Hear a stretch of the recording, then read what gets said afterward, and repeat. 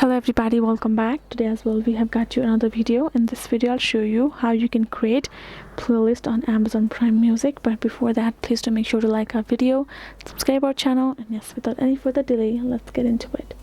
For that, all you have to do is simply access your particular Amazon Music right over here. And right over here you will be able to find this kind of interface right where in the library section, and we have made one playlist right over there on top.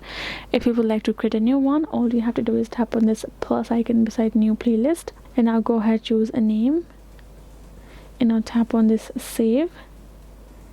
Now if you would like to add song, simply tap on this add song option, and you can simply choose to find a song for you.